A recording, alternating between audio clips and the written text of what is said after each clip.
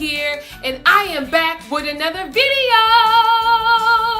I am so excited that you guys decided to tune in for another one, okay? Another one. I'm so glad you guys are here. Today we're going to be talking about loving yourself. What does it mean to love yourself? How does that even look? For me personally, I have struggled with loving who I was. And I used to live in a house, and the house was called self-criticism. In that house lived shame and fear and doubt. And every day, almost every day, I would wonder, why do I feel this way? What is wrong with me? What is going on in my life? Why do I feel as if I don't have the potential to do the things and accomplish the dreams and the visions that I have inside of my head? Why do I feel less than?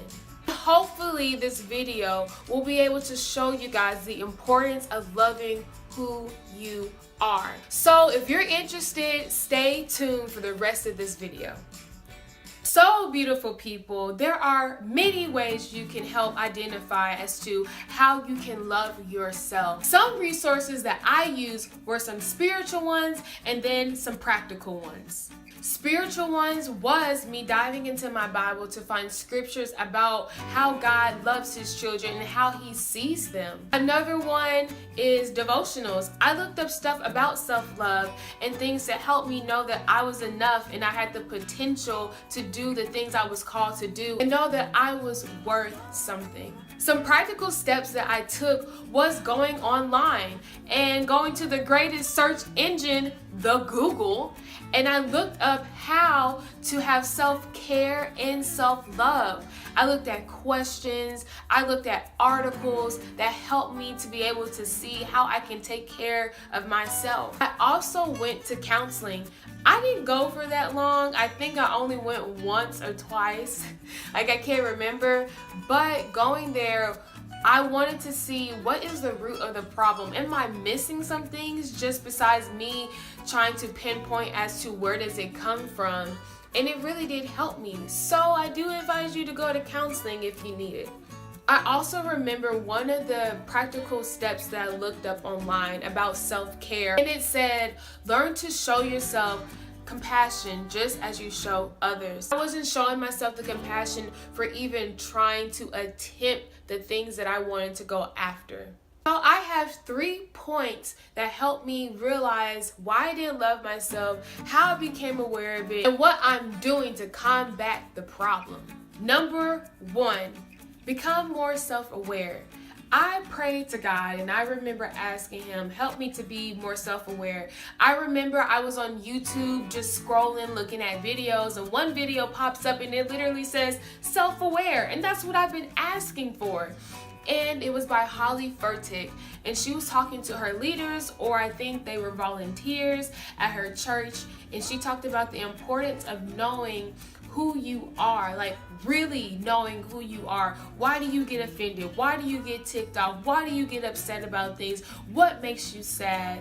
All of these things are important so that you're able to operate and learn yourself in every situation. Once I started to realize the things that I start to become self-aware about in my life, I thought to myself, okay, let's figure out why. So number 2, I figured out why I didn't love myself. Now, some things that happened in my past, I allowed it to define how I see myself. And I started to realize the way I viewed who I was negative. There was a little bit of positive, but the negative greatly overshadowed that positive, okay? I realized that I put on a facade. The facade was so bad that I believed the lies, and the lies became truth, and that I wore a mask that covered up the reality. I didn't think I was good enough. I didn't think I had the potential to amount to what others saw in me, and it wrecked me. I lived like this for years, you guys. A mental, physical, emotional, and spiritual burden. I felt like I couldn't shake it. It was so bad that it would make me tired. Like, I was really tired of living behind something that wasn't even me. I knew I had to figure out how I needed to get rid of this thing on me. I remember, you guys, there would be times where I came home from after hanging out with some of my friends, and I would just go to my room and I would just want to be by myself, and I would feel irritated and annoyed with myself. And I just could not pinpoint what was wrong with me. Why can I not overcome this emotion? And I really feel like I realized that I just wasn't happy. Not with me, not with what was around me, because I didn't appreciate who I was.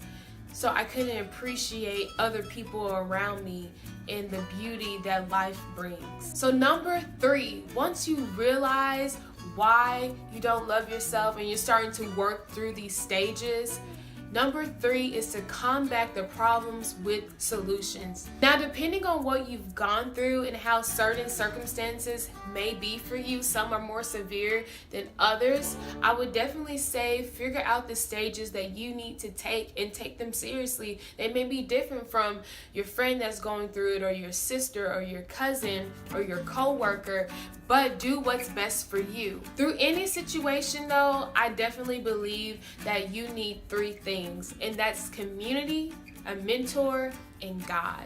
Community is going to be able to encourage you and push you outside of the limits that you set for yourself. They're going to be the ones that are able to talk to you and tell you the things that you can see, like that you are amazing and you're powerful and you're strong and you're going to do great things and you will be successful. They can see beyond the present you. They see what you're going to become, and they speak to you as if you were already there. Also, I believe that everybody needs a mentor. They need that person that they can look up to. I know for me, I have God-sound people in my life.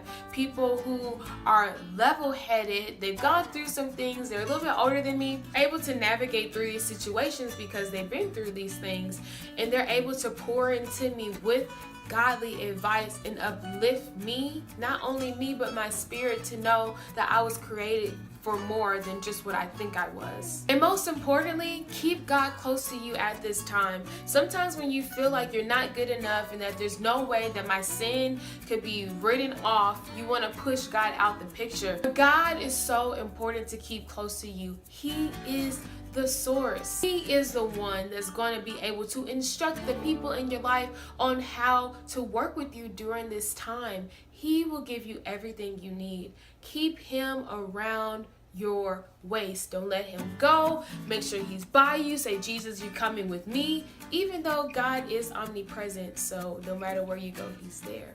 So with all of this being said, replace the lies with truth. If you keep telling yourself that you're not good enough or that you can't amount to where you're trying to go, say, no, I can go there. That's the truth. Replace it. Let it exit out your mind. Keep telling yourself that every time that thought comes in, it tries to shake you or define you.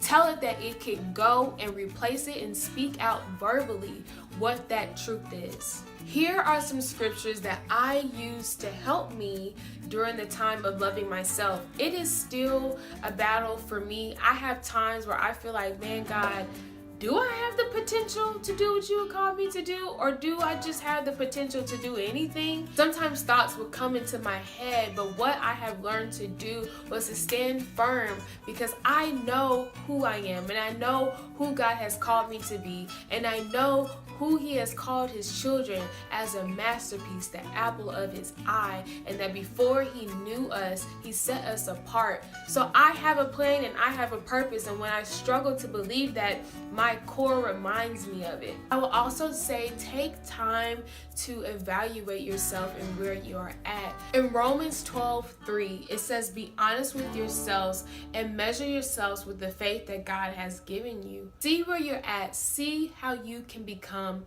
better. Thank you guys so much for tuning in to the Leah Show. I'm so excited you came back. And if you're new, go ahead and hit that subscribe button. If you've just been watching freely and you haven't subscribed yet, you need to subscribe.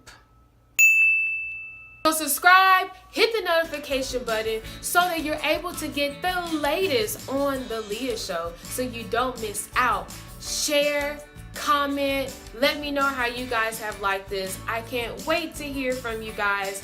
Every Tuesday at 5, the Leah Show comes out with a new episode. So I can't even wait till next Tuesday.